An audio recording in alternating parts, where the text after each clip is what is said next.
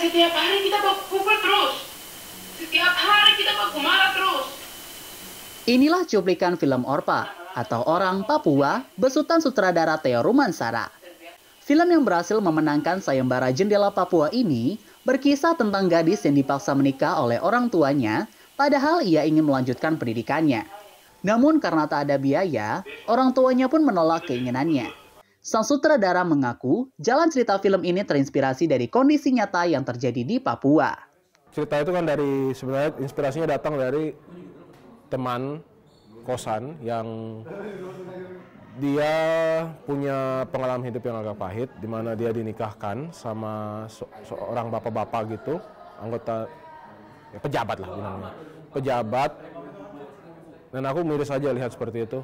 Terus kayak di dalam otak tiba-tiba kebayang kayak gimana aku buat cerita, instead of dia nikah, dia lari. Itu aja sih.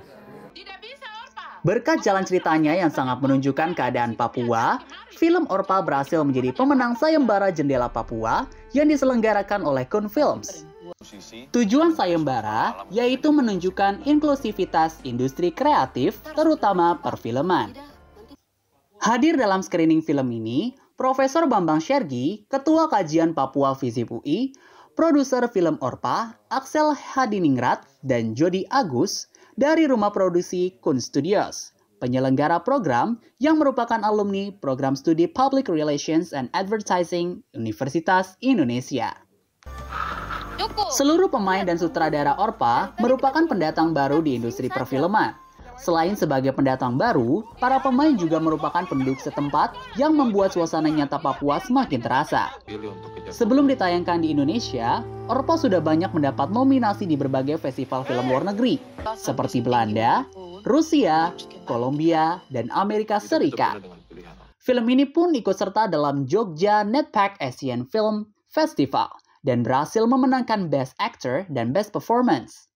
Kini, film Orpa pun berhasil melewati tahap seleksi awal Festival Film Indonesia. Orpa resmi tayang di bioskop pada 9 September 2023. Dilansir dari akun Instagram @filmorpa, pada hari ke-20 penayangannya, film ini telah memperoleh lebih dari 22.000 penonton. Pada sesi diskusi film di FISIP UI, penonton dan narasumber membahas mengenai ketimpangan yang terjadi di wilayah timur Indonesia. Kalau dari filmnya sendiri ya, kenapa sampai aku lihat ada ketimpangan?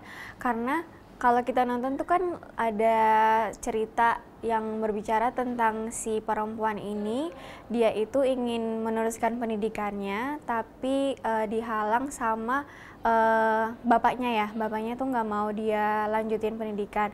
Nah, lihat dari kasus itu yang membuat aku juga datang ke sini. Kenapa sih selalu film-film dari Indonesia Timur itu dia itu membahas soal ketimpangan kayak gitu.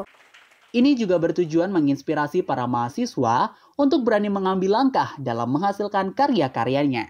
Tim Liputan TV UI.